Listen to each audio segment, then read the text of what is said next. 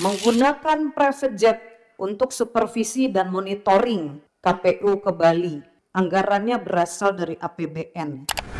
Saya kembali ingatkan, kalau masih ada yang tinggal di apartemen, tolong tutup cepat apartemennya, anggarannya diberikan untuk kepentingan yang lain. Kalau masih mau tinggal di apartemen, bayar dengan dana pribadi masing-masing sendiri. Akhirnya kalau dengar cerita Bu Reska, cerita Pak Ateria, cerita yang lain, ini mulai ada penyesalan buat saya. Karena menurut saya ternyata anggaran yang kita perjuangkan itu membuat gaya hidup Bapak Ibu itu jadi mewah semuanya.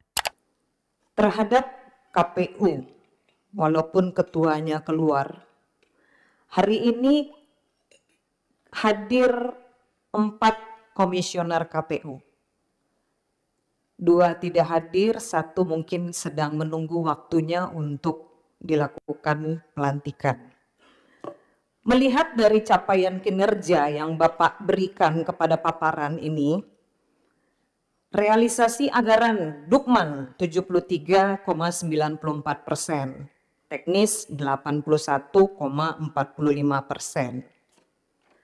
Realisasinya per 6 September 2024 ini untuk KPU Pusat Satkernya masih sebesar 33,78%.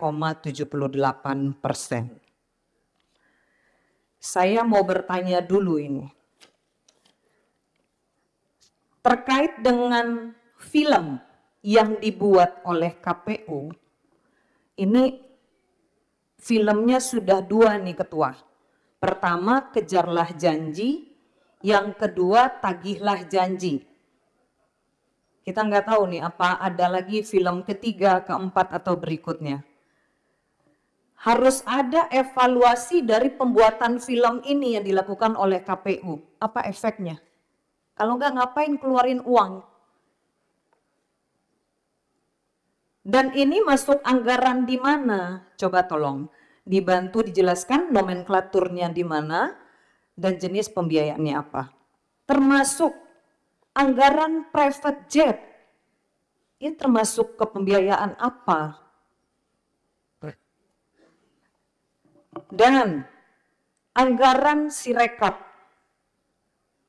termasuk ke dalam pembiayaan apa? Saya juga mengingatkan, dari rapat kita di bulan Mei, saya sudah mendapatkan jawaban tertulis.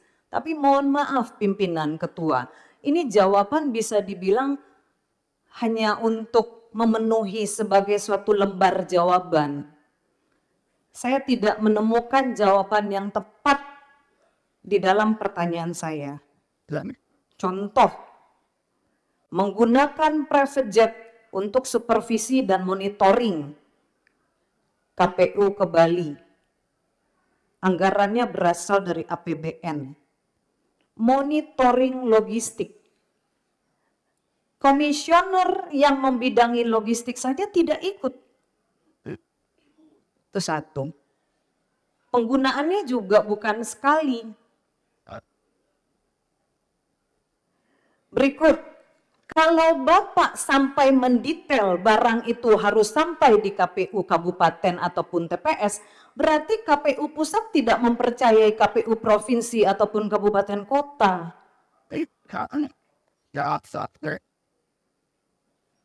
Nah, ini ada di jawaban lembaran yang diberikan jawaban tertulis.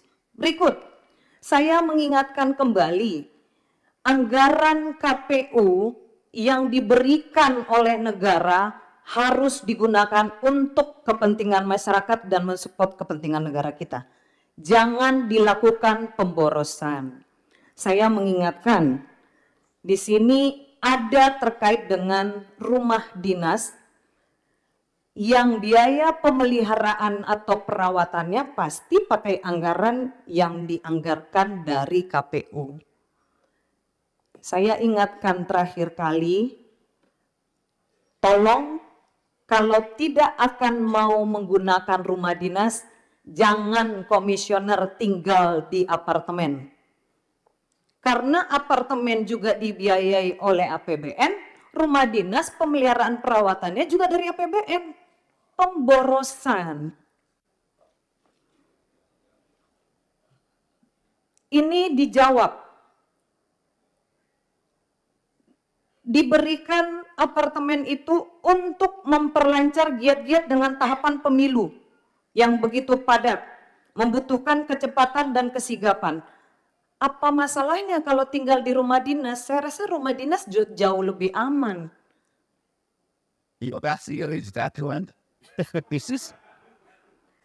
Jadi kita jangan membuang-buang atau memboroskan anggaran yang tidak tepat. Gunakan dengan baik, tepat, dan sesuai dengan regulasi aturan yang berlaku. Saya kembali ingatkan, kalau masih ada yang tinggal di apartemen, tolong tutup cepat apartemennya, anggarannya diberikan untuk kepentingan yang lain. Kalau masih mau tinggal di apartemen, bayar dengan dana pribadi masing-masing sendiri. Berikut, saya juga masih penasaran terkait dengan mobil dinas. Mobil dinas KPU ini ada berapa buah? Kalau lebih dari satu, kenapa harus lebih dari satu?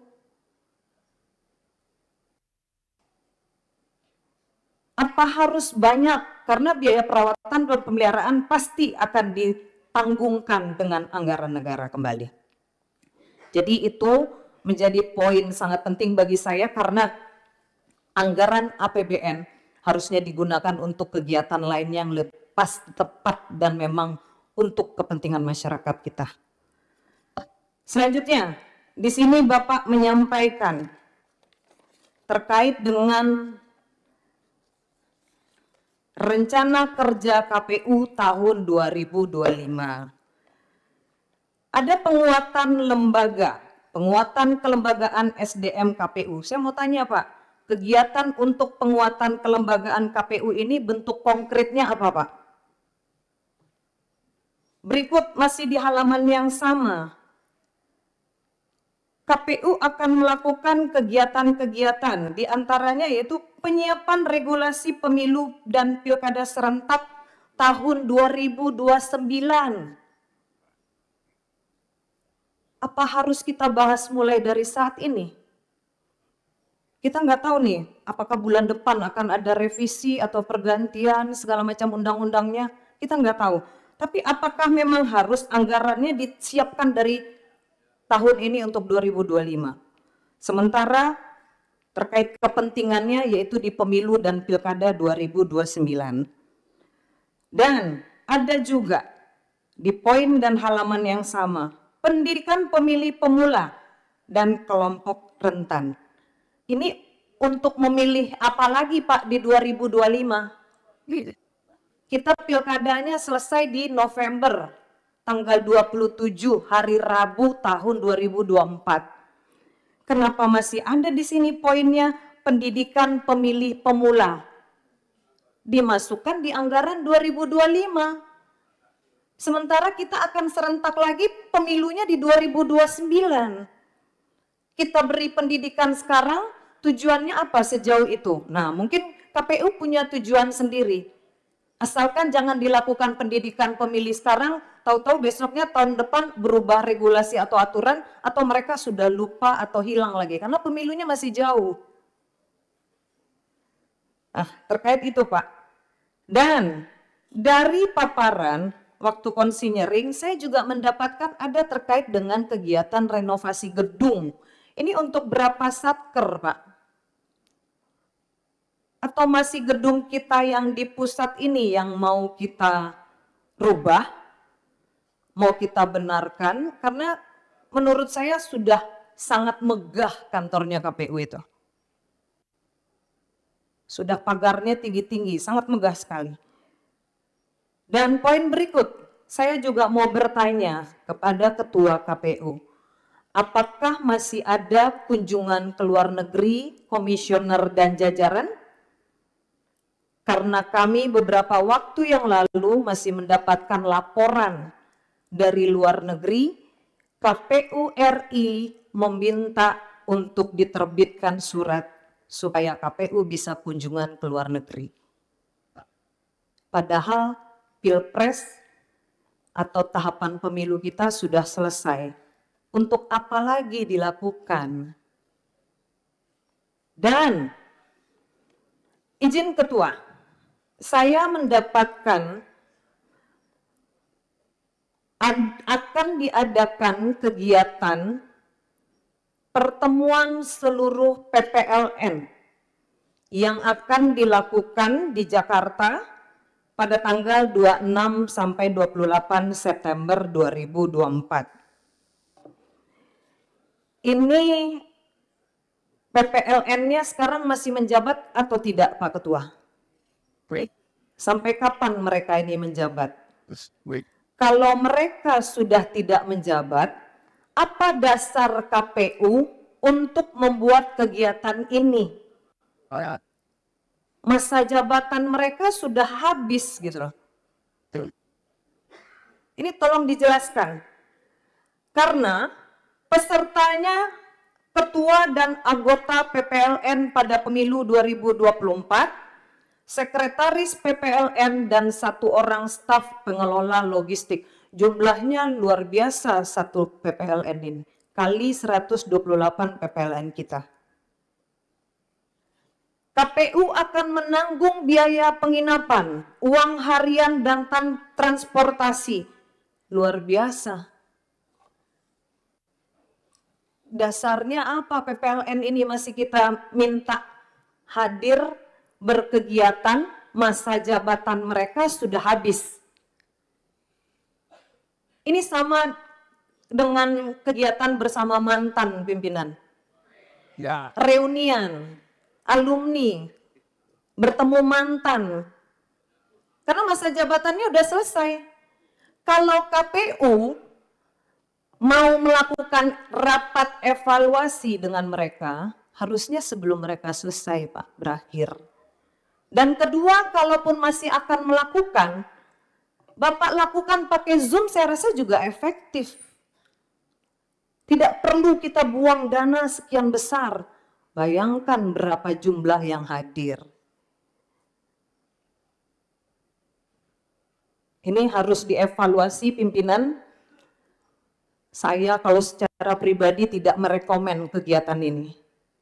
Akan menjadi atensi karena Bapak yang berada di KPU RI melakukan kegiatan dengan para petugas yang masa jabatannya sudah habis. Sudah tidak berlaku SK-nya. Atau diterbitkan SK baru, saya tidak tahu.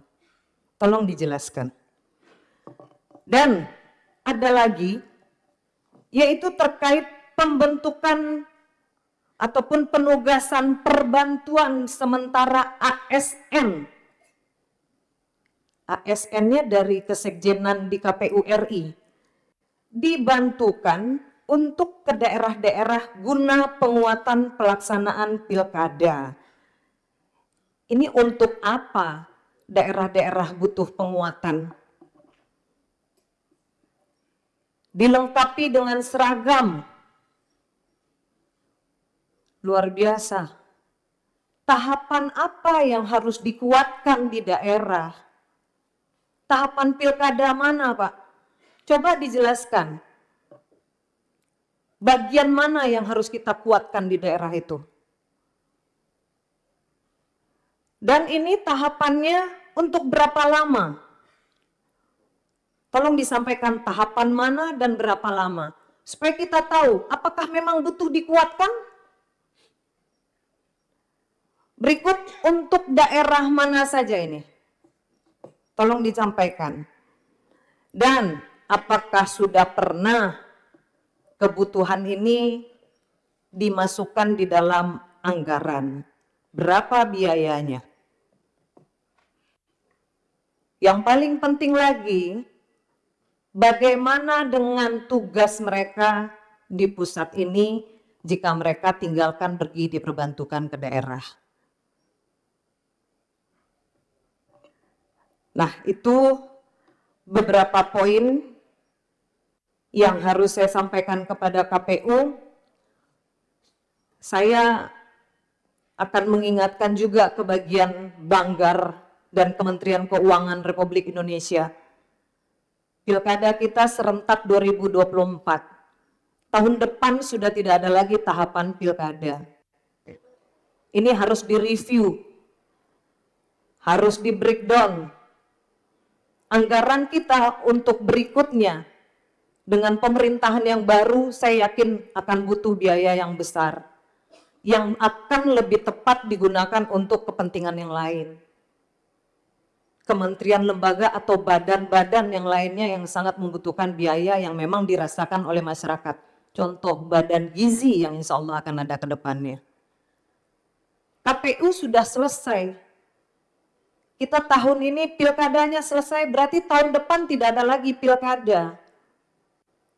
Tidak ada lagi pemilihan pileg ataupun pilpres tahun depan, itu sudah tidak ada. Jadi Banggar dan di atensi Kementerian Keuangan ini harus direview terkait anggaran yang diberikan untuk KPU RI. Saya kira bapak-bapak dan ibu tahu penyelenggara pemilu termasuk DKPP, saya termasuk orang yang sangat berada di posisi bapak-bapak. Membela bapak ibu sekalian, berapapun anggaran yang bapak ibu sampaikan. Bahkan waktu itu kita bisa mendesak-desak Menteri Keuangan, mendesak badan anggaran, supaya berapa yang bapak ajukan, berapa yang ibu ajukan, harus diterima. Totalnya waktu itu 76,6 triliun Pak Ateria. Anggaran pemilu yang diajukan oleh KPU itu sekitar 76,6 triliun. Yang diajukan Bawaslu 33, sekian triliun waktu itu pertama. Saya catat pagu anggaran setiap tahun dari 22, 23, 24 ini untuk KPU itu 52 triliun. Saya kenapa waktu itu yang menjadi pembela Bapak Ibu, karena saya merasakan apa yang dirasakan oleh bapak-bapak penyelenggara pemilu di tingkat bawah itu. Kita minta supaya honornya itu ditambah. Tapi akhirnya kalau dengar cerita Bu Reska, cerita Pak Ateria, cerita yang lain, ini mulai ada penyesalan buat saya. Karena menurut saya ternyata anggaran yang kita perjuangkan itu membuat gaya hidup Bapak Ibu itu jadi mewah semuanya. Saya tadi terkejut tuh kalau ternyata ada ada rumah dinas, ada juga apartemen.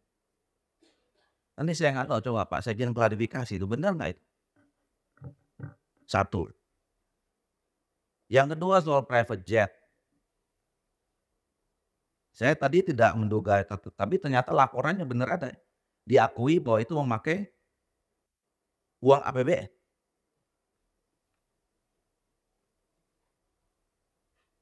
Coba di antara kita di Komisi 2 ini ada berapa kali yang naik private jet? Pak Masinton berapa kali naik private jet? Numpang kan? Iya numpang toh? Numpang. Izin kedua, numpang dan bukan gratifikasi. Iya. Tapi oke itulah. Tapi yang paling nyata film. Coba jelaskan sama kami apa output atau black background film itu dibuat dan outputnya apa. Seingat saya buat film itu minimal 10 M itu kalau buat film. Sekarang udah ada 2 film, bayangkan 2 film KPU buat dalam periode itu. Satu tadi apa? Kejarlah janji. Yang kedua, tagihlah janji. Tagihlah janji. Mungkin yang ketiga, lupakanlah janji. Lupakan janji. Siapa yang nonton itu film? Dan kenapa terfikir buat film? Apakah itu bagian dari sosialisasi? Nah kalau sosialisasi, sejauh mana efeknya terhadap apa? Terhadap partisipasi publik, terhadap pemahaman publik tentang pemilu, atau apa? Jadi angka 52 triliun ini memang terlalu mahal. Terlalu mahal. Nah, yang lebih lucu lagi, ini bapak-bapak minta persetujuan kita buat akademi pemilu. Akademi Pemilu Indonesia. Ini kan berarti 5 tahun nggak ada kerja kepemiluan, Bapak Ibu mau ngajar atau membuat kampus, memanage segala macam itu kan gitu. Tahu saya badan lembaga kementerian yang punya itu, Kementerian Dalam Negeri punya BPDN. Badan Pertanahan Nasional punya apa Pak Endol? STPN.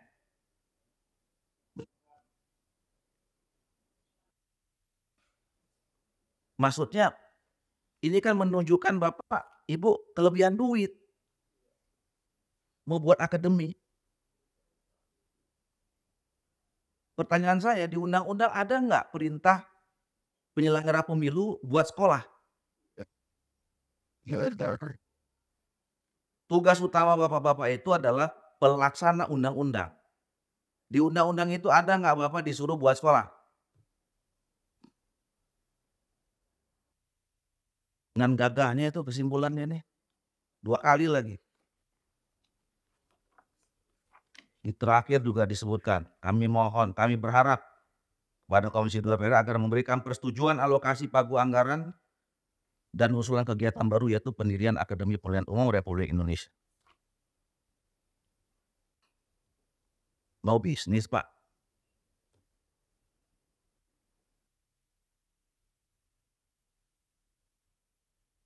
Jadi yang tadinya saya membela habis Bapak Ibu sekalian untuk membuat pemilu kita ini semakin berkualitas, semakin berwibawa, termasuk saudara-saudara sebagai penyelenggara pemilu, hampir muncul penyesalan kalau ada kayak begini-begini. Saya tadi beberapa kali rapat saya agak diam nih, Bu Reska teriak-teriak soal anggaran segala macam. Tapi lama-lama saya menahan, kayaknya nggak benar itu. Saya minta data sama Pak Sekjen nih seminggu aja belum dapat nih. Anggaran duit 52 triliun.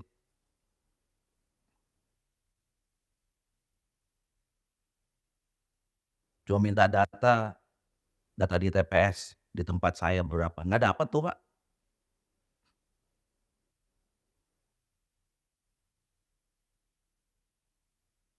Cuma data yang saya minta. Duit semua kita kasih.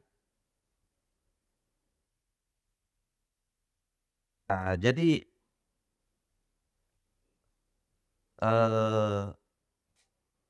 saya tidak tahu ya nanti kesimpulan kita ini apa. Kalau kita bilang tidak disetujui, Komisi 2 tidak menyetujui, mungkin yang terancam pelaksanaan pilkada.